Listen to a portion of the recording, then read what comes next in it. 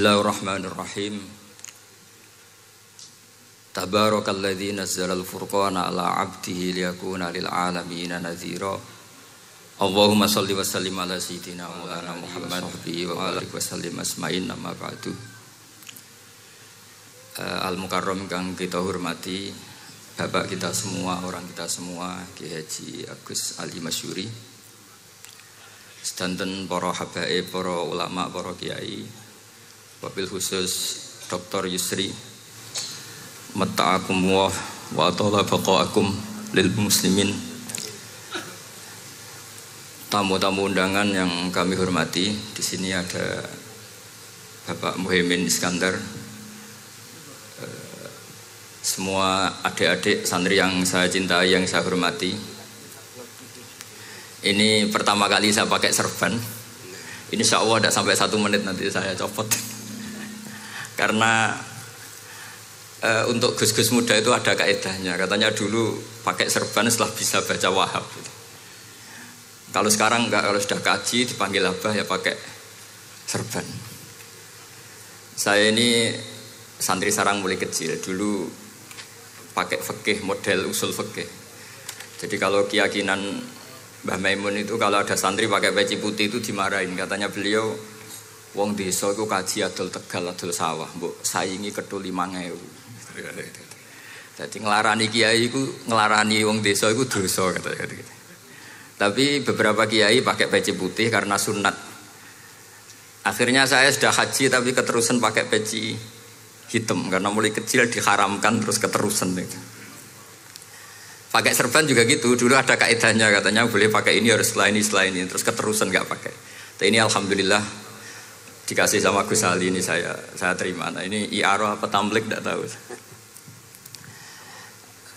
Teman-teman bahasa Indonesia Jawa pancasila bahasa Inggris benar. Jadi bahasa Inggris favorit, understand deh. Jawa mawon dia santai-santai mawon dia. Ini saya tidak tahu, saya harus istighfar atau harus syukur. Karena kenapa saya berpikir ini kalau butuh istighfar nopo syukur, mergi termasuk yang paling saya hindari itu acara seperti ini. Cuma ada 2% pengecualian, yaitu guru, keluarga, temannya bapak. Ini Gus Ali termasuk masuk kategori temannya bapak. Saya itu berkali-kali diundang acara publik itu tidak pernah mau. Satu, mungkin nggak bakat ya, nggak bakat juga nggak ingin. 2, saya tidak cukup punya kemampuan untuk menjelaskan konstruksi Islam yang utuh hanya dalam waktu 1 jam. Karena keyakinan saya ngaji itu harus khatam. Karena saya ini trauma. Kalau ngaji di depan, musannaf bilang kama sayati, sebagaimana yang akan datang. Setelah belajar di belakang kama sabako, seperti yang sudah kelewat. Sehingga gara-gara itu saya kalau sinau itu khatam dari min awali hatta akhiri. Karena yang satu di depan kama sayati, setelah di belakang kama sabako apa kama takotan. Yang jelas ilmu yang saya tekuni memang ilmu tafsir. Gus Ali tahu betul tentang bapak saya. Karena mulai kecil saya ini menangi beliau belum tenar-tenar amat, sampai sangat tenar, mungkin sampai langit kayak khawas. Begini, dulu saya di sarang itu pernah rois takrib, rois Fathul Mu'in. Tapi yang menjadi saya tambah alim itu gara-gara gejolokan bapak begini. Hak dhisik ana wong imami saking semangate ngapalno hal ataka hadisul ghasyiyah Jumat-Jumat itu. Karena dia ingin keren ya pakai surat panjang gitu. Terus dia datang ketika takbir langsung baca Bismillahirrahmanirrahim hal ataka hadisul ghasyiyah. Makmumnya bilang subhanallah. Karena dia agak pede dengan surat yang panjang diganti qul ya ayyuhal kafirun. Makmumnya masih bilang subhanallah. Sampai berkali-kali diganti surat kulhu, ya makmumnya tetap bilang subhanallah. Karena nggak tahu caranya mengingatkan kalau imam itu tidak baca Fatihah. Karena ada satu cara, yaitu kon ngelingno ngangge napa subhanallah. Akhirnya wonten makmum sing nekat ora maca Fatihah. Nah pertanyaan bapak saya, kamu harus berani ijtihad, merubah hanya satu pakem, mengingatkan imam tuh pakai subhanallah. Karena kalau kasus seperti ini nggak cukup diingatkan subhanallah. Niki adik-adik, kira-kira batal mboten ngelingno imam muni ora maca Fatihah. Kalau sampean bilang batal berarti nggak ada solusinya. Kalau bilang sah itu beberapa kalimat yang dalam pakem sholat itu napa? Membatalkan. Sampean milih batal apa enggak? Enggak polling saja kayak pemilu. Sampai saya tuh cari-cari, akhirnya ketemu juga di kitab Mizan Kubro diterangkan oleh Imam Malik bahwa kalamul musolli, musolli itu ngomong, kalau itu manfaat, tapi jangan ditiru loh ya, dan darurat, ya, dan darurat, maka itu boleh dan tidak membatalkan sholat. Misalnya imam sholat kemudian di bawahnya ada bom atau ada ular kobra, kalau nggak ada cara ya mau tidak mau harus diingatkan pakai kalimat, karena kalau subhanallah tok nanti gonta-ganti surat saja. Tahu-tahu mati dipatok ular apa? Kobra. Sehingga dari gejolokan-gejolokan seperti itu akhirnya saya berpikir, sampai saya nyari kitab-kitab Al-Madzhabul Arba'ah, karena memang nggak cukup. Terus pertanyaan kedua kata bapak saya tentang tradisi, misalnya orang-orang kampung kalau bikin batu bata itu dari tanah, kemudian kadang makjunun bisirjin, kadang dicampur dengan apa? Sirjin. Enggak usah diterjemah, ini sambil latihan bahasa Arab katanya. Masa pondok internasional enggak bisa bahasa Inggris sama bahasa Arab? Jamu makjun ya. Ternyata mazhab Syafi'iyahnya membolehkan atau nganggap alatut thaharah itu dua, al-ma' wa turab. Tapi ternyata dalam mazhab Hanafi termasuk alatut tathhir atau alatut thaharah itu an-nar, yaitu api. Alasan Abu Hanifah, orang mukmin yang banyak dosanya itu untuk masuk surga itu disucikan dulu di neraka. Artinya an-nar itu al-mutahhirah. Nar itu gunanya mensucikan. Sehingga batu bata karena sudah mengalami proses dibakar, maka berarti suci meskipun ma'junun bisirjin. Ya tapi jangan pakai tayamum, pakai apa? Nah, jadi kalau Anda mandi junub atau nggak punya wudhu, kalau nggak ada turab sama apa? Air, ada solusinya, yaitu wudhu pakai nar. Tapi itu jelas haram itu kalau itu, karena nggak mungkin nggak ada turab itu nggak mungkin. Sehingga ini penting, gejolokan-gejolokan para ulama, para guru ini penting. Karena ternyata para nabi itu menjadi pinter, itu ya karena digojlok pangeran. Saya punya sekian contoh di kitab-kitab para wali. Ketika datang malakul mauti ke Nabi Ibrahim dan akan mengambil nyawanya, itu Nabi Ibrahim tangklek, kowe sapa? Aku malaikat. Ono apa? Ditugasno pangeran mencabut nyawa Anda. Terus kata Nabi Ibrahim, apa kamu tahu saya ini siapa? Ya tahu, Anda Khalilur Rahman, kamu kekasih Allah. Terus kata Nabi Ibrahim, hal ra'aita habiban yumitu habibah. Masa ada kekasih membunuh yang dikasih? Pasti Anda salah. Ya karena malaikat nggak pernah ngaji di sini, di progresif ini. Dia tidak bisa jawab. Akhirnya niki kalau pamit, niki kalau sembuh niki cekap. Niki cekap. Bingung, betul kulino nih bingung.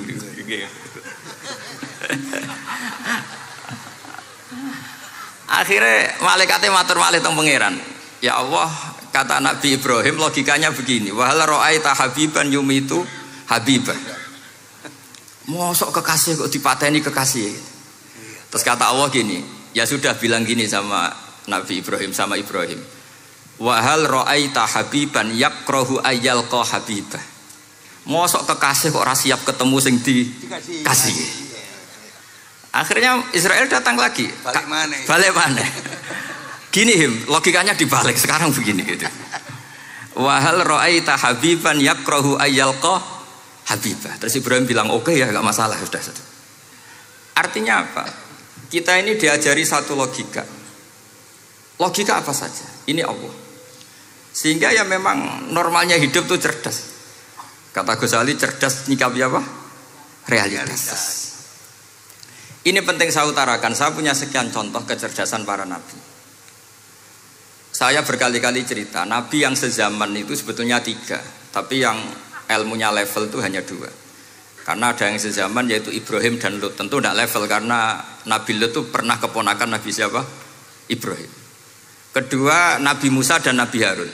Tapi ini juga agak level karena Nabi Harun jadinya Nabi itu karena proposal Nabi Musa. Jadi proposal mulai dulu ya ada.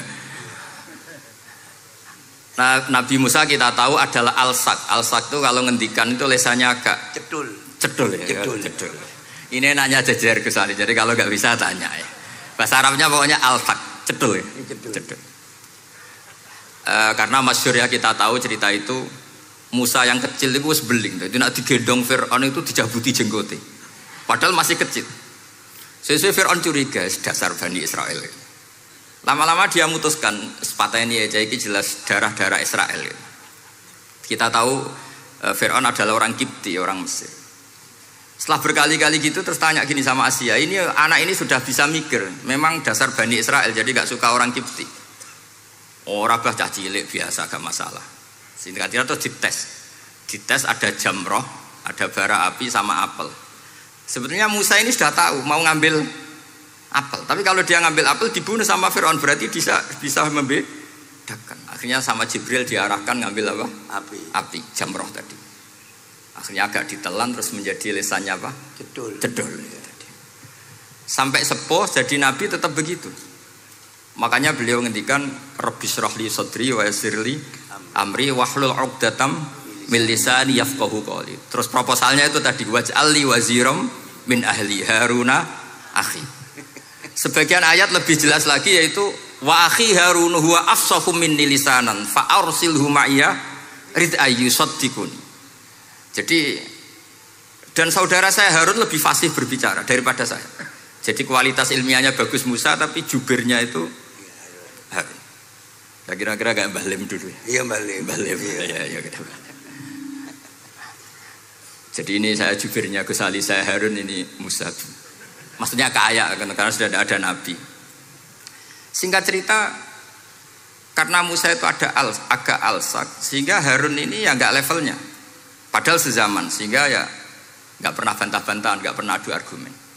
Yang benar-benar Nabi sezaman dan kemudian sering adu argumen adalah Isa dan Yahya. Kita tahu umurnya ya imbang, kualitas al-mazaya wal wadail juga imbang. Nabi Isa kita tahu wa yukallimun nasa fil mahdi wa kahla. Mulai kecil bisa ngendikan ya sudah pinter. Nabi Yahya kita tahu ya Yahya khudil kitabah bikuwah wa atainaul hukma sabiyya. Jadi sama-sama pintar. Wa hananan min ladunna wa zakah wa kana taqiyya. Itu dua beliau ini menjadi satu manhaj besar dalam Islam. Itu kalau main ke salah satu kampung, itu Nabi Isa tanyanya aneh.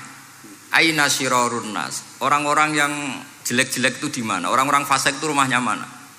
Kalau Nabi Yahya tanya aina khiyarun nas, orang-orang baik itu di mana? Akhirnya dua beliau ini saling berargumentasi. Kenapa kamu tanya aina syirarun nas? Gitu. Terus Nabi Isa katanya, lah kenapa kamu tanya aina khiyarun nas? Terus kata Nabi Yahya, enak kancanan wong soleh, gak ruwet kan? Kancanan wong soleh itu kan enak, gak dibodoni, gak ruwet. Pemene kancanan wong mati, sering bodoni gitu.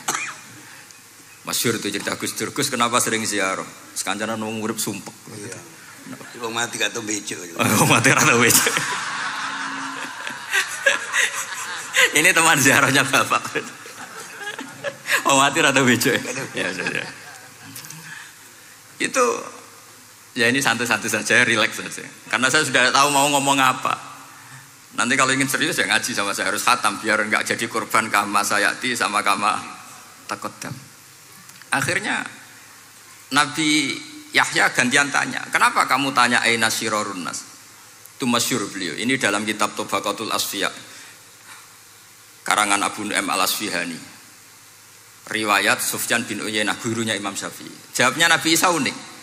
Ana an-nabiyyu, saya ini nabi. Biman zilatit tabib. Nabi itu ibarat dokter.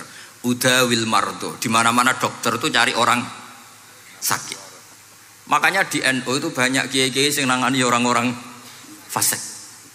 Dakwah nih wong nakal-nakal itu ya ada khazanahnya, asal gak keterusan katut gitu saja. Jadi kalau kamu niru Gusme itu sebenarnya konsepnya satu, asal ada bukti jadi wali dan tidak katut. Kalau ndak ya sudah usah. Gak usah wae kata Gus Ali sudah. Kalau nggak kelasnya jangan. Sehingga dua beliau itu jadi khazanah besar. Misalnya Anda jadi kiai di daerah-daerah yang Islamnya sudah maju. Mungkin Anda ini hanya mendapat fasilitas dari Islam. Makanya saya sendiri secara pribadi, misalnya kecelok pinter, tah ranking, tah juara musabaqah tilawatil Quran, kadang dari sekian prestasiku untuk umroh mendapat. Karena kita punya prestasi di daerah yang prestis. Sementara teman-teman kita, makanya ini kalau ada santri progresif yang nggak pinter, tak kasih ijazah, tak kasih support. Barokahnya tidak pinter, akhirnya hidup di daerah tertinggal. Barokahnya hidup di daerah tertinggal, Anda muassisul ma'had, Anda muassisul masjid. Sing prestasi hanya mendapat dari negara, yang tertinggal malah memberi kontribusi. Akhirnya apa? Lama-lama ini yang prestasi coro Jawa ngatok tomak. Saya dapat apa? Sementara yang di desa tertinggal, saya bisa memberi apa? Sehingga Allah bikin wong bodoh itu ada rencana besar kira-kira. Jadi mau orang bodoh itu gak ada orang-orang santri yang hidup di daerah-daerah apa? Tertinggal. Aman golek prestasi, golek umroh. Terus ambisi ngimami Masjid Haram barang. Terus kapan dakwahnya? Karena yang diburu itu mendapat, bukan memberi. Ini bahaya sekali bagi Islam. Sehingga tradisi guru-guru kita, nah santri pinter ya dilem, santri bodoh ya dilem, santri bulet ya dilem, santri setengah bulet ya dilem, sekabeh kaulane pangeran. Kok ana hikmahe dhewe-dhewe kata gitu. Tapi ini bukan justifikasi atau melegitimasi kenakalan anak-anak Anda. Ini mau cerita ilmiah. Kemudian ada perdebatan lagi. Dan ini nanti terusannya adalah al-ulama warasatul anbiya. Sayyid Abdul Al-Haddad itu masyhur. Kalau ada orang sowan ditanya, kiaimu nak mulang tau nangis? Mboten nate. Lereni ngaji wong ngono iku. Atine atos gitu. Tapi Abdul Hasan Asyadzili kalau ada orang tamu tanya, kiaimu nak mulang tau guyu? Mboten nate. Lereni wong ra iso syukur gitu. Jadi ini dua kutub besar. Siapa yang enggak tahu kewalian Abdul Hasan Asyadzili? Siapa yang enggak tahu kewalian Sayyid Abdul Al-Haddad? Nah ini kalau Gus Ali sudah dua-duanya guyu ya sering, nangis ya sering, sudah ini sudah makomen, ini sudah Majma'ul Bahrain kalau dalam ilmu tasawuf. Dan itu mirip perdebatan Nabi Yahya dan Nabi Isa. Nabi Yahya itu happy, hidupnya happy. Kayak bapak saya itu hidupnya happy. Zaman miskin saja gak pernah susah. Gak pernah susah ya. Bapak saya itu khasnya gak pernah susah. Mau meninggal saja masih guyon sama saya. Mau kapundhut tuh seguyon kalian. Ya seneng, ya happy saja. Jadi mirip cerita Jalaluddin Ar-Rumi. Beliau mau kapundhut, muridnya nangis semua, marah-marah dia. Kamu murid-murid yang bodoh. Saya ini mau ketemu kasih kamu tangisi. Ayo joget semua. Makanya kalau ada orang mati kok ceria itu karena madzhab Jalaluddin apa? Ar-Rumi. Masyhur itu. Ini malam pengantin saya, kenapa kamu nangis? Makanya jadi mitos kalau mimpi jadi manten tuh mau mati. Karena kalau Jalaluddin Rumi istilahkan kematian itu adalah pengantin.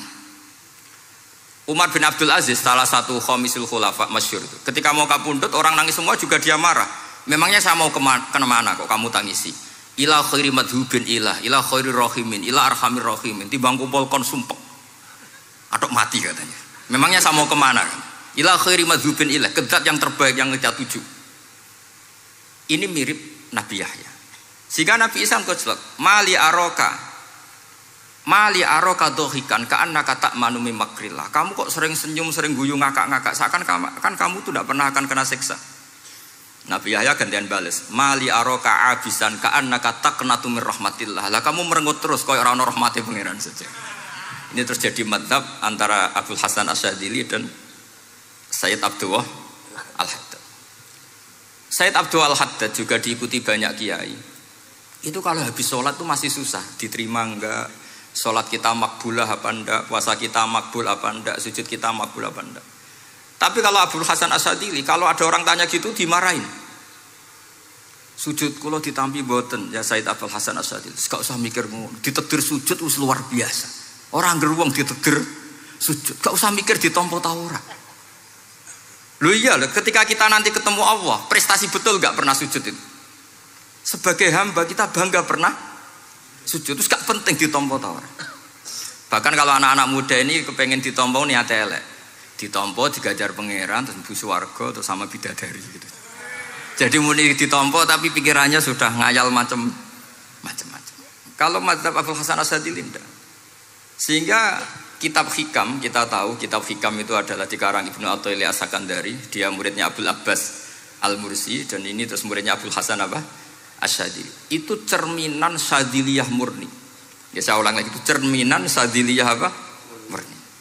Sehingga beliau ngendikan masyhur itu, qalilul amali ma'a syuhudil minnah minallah khairun min kasiril amali ma'a ru'yatit taqsir. Jadi amal sedikit tapi yakin itu anugerah Allah, lebih baik beramal banyak tapi masih merasa salah karena ra ono syukure. Makanya bapak saya Gus Ali ana wong abangan gelem salat, gak tahu gak disahno sah terus. Ketika ada orang fikih marah-marah tapi rubah gedang wis rubah gedang lah, pokoke sah terus. Pokoknya sah terus. Ini sangat-sangat sadili berarti. Ini penting saya utarakan supaya khazanah kita itu tidak pernah habis. Karena al ulama warasatul anbiya. Nabi tidak dawuh warasati tapi warasatul anbiya. Sehingga semua watak para nabi sebelum Rasulullah sallallahu alaihi wasallam itu semua tercermin pada umatnya Rasulullah sallallahu alaihi wasallam. Cerita paling terkenal tentu Asra Badrin. Tawanan-tawanan perang Badarin mau diapakan? Rasulullah istasyara Abu Bakrin. Terus kata Abu Bakar, itu keluargamu ya Rasulullah. Hum asyiratuka, hum aqaribuka. Ya maafkan saja. Terus ditanya Umar, menurut kamu gimana Umar? Itu kan orang-orang yang ngusir engkau ya Rasulullah. Yang dulu ingin membunuh engkau, sekarang ketangkap ya bunuh, kok repot. Apa kata Rasulullah? Masaluka ya Abu Bakrin kamasali Ibrahim isqala faman tabi'ani fa innahu minni wa man asani fa innaka ghafurur rahim. Sing prestasi ya alhamdulillah, sing ra prestasi semoga-moga pangeran akeh sepurane. Sudah gitu ya cara kesali ya sih ngono kok repot. Wa masaluka ya Umar kamasalin nuh isqala rabbil la tadzar alal ardi minal kafirina dayara, sudah habisi saja ning donya kafir. Tapi anehnya apa? Rasulullah akhudha bi madzhabi Abi Bakar. Nabi mengambil pendapatnya siapa?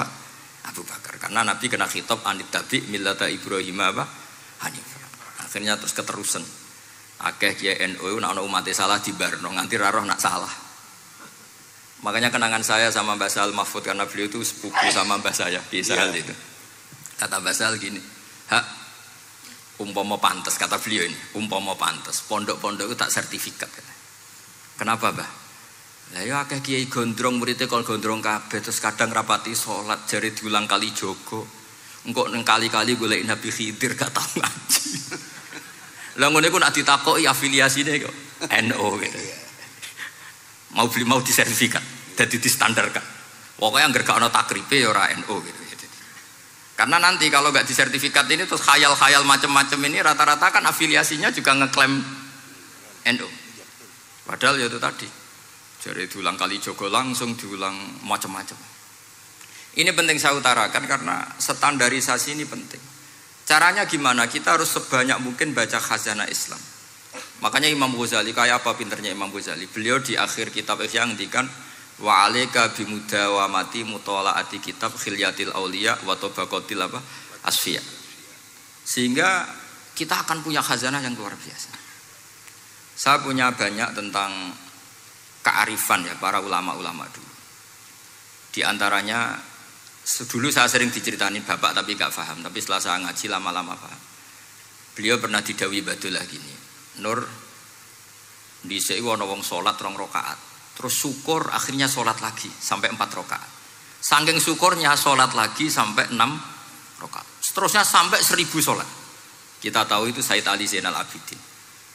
Jadi dia menambahkan sholat itu karena iskon lillah, wa syauqon lillah, mahabbatan lillah. Bukan kayak kita, karena ingin sholat 1000 rakaat dibagi sekian menit terus kenanya 2 jam. Jadi kayak kita taraweh lah 20 menit, 20 rakaat dibagi sekian kenanya 7 menit. Pentingnya apa? Meskipun kita tidak akan mengalami seperti itu, tapi kita menjadi tahu ketika Rasulullah SAW menghentikan wa qurratu aini fis shalah. Bahkan Nabi kalau banyak masalah itu Nabi yataradad, mutaraddidan di dalamnya. Setelah mutaraddidan agak panik, Nabi tanya gini sama Aisyah, "Aina Bilal, aina Bilal?" Bilal kemana? Bilal kemana? Setelah Bilal notok, tok tok tok tok, "Ya Rasulullah as-shalat." Arifna ya Bilal, arifna ya Bilal. Saya kasih istirahat ya Bilal, saya kasih istirahat. Karena roh dunya, roh politik, roh kebudayaan, roh dulur bulet kabeh. Sing ra bulet mok sitok hubungan ambek Allah Subhanahu wa taala. Maka disebut as-shalat rohatul mukmin. Apa yang terjadi? Ashabu Rasulillah ketika Sayyidina Umar ditusuk oleh Abu Lulu al-Majusi, tentu pakai kira-kira ya panah yang kayak pancing. Jadi kalau sudah dimasukkan kadu cabut itu sakitnya minta ampun. Apa kata Umar? Nanti cabut ketika saya sholat. Karena sekali sholat dan setelah itu dicabut nggak terasa. Ya, kalau sholat kita ada nyamuk ya sudah. Ini penting saya ceritakan sampai ada wali ditawarin Allah, silahkan masuk surga, tanya ya Allah di surga ada sholat enggak? Kalau tidak ada sholat enggak lah katanya. Karena dia nggak bisa membayangkan nikmat tanpa sholat. Sehingga penting sekali kekaguman ini. Ketika Sayyidina Umar wafat, di antara yang pertama ditanyakan adalah yang bunuh saya siapa? Itu Hulamul Mughirah, Abu Lulu al-Majusi. Beliau spontan langsung ngendikan gini, Alhamdulillah alladzi ja'ala maniyati biyadi rajulin lam yasjud laka sajdatan tuhajuni biha yaumal qiyamah. Matur nuwun Gusti, saya dibunuh oleh orang yang enggak pernah sujud. Kalau saja dia pernah sujud, saya tidak berani maksudkan dia. Jangan-jangan sujud itu engkau terima kemudian dia min ahlil jannah. Kayak apa pentingnya kenangan sujud? Rasulullah juga pernah ngendikan nanti kalau dunia sudah ruwet, as-sajdatul wahidatu khairun minad dunya wa ma fiha. Satu sujud lebih baik ketimbang dunia seisinya. Karena itu kelayakan kita sebagai hamba. Makanya Abu Hasan Asadili ngendikan, sudahlah kafal amilina jazaan an radhiyakalaka ahlan, sudah ditakdir ngamal sudah harus syukur. Kok mikir ditompo ta ora usah, gak penting. Itu madzhab Abu Hasan apa? Asyadili. Dan itu ditiru para kiai-kiai kita. Madzhab Said Abdul Haddad juga ditiru kiai-kiai kita. Sehingga sedekah Rasulullah ketika ngendikan al ulama warasatul anbiya.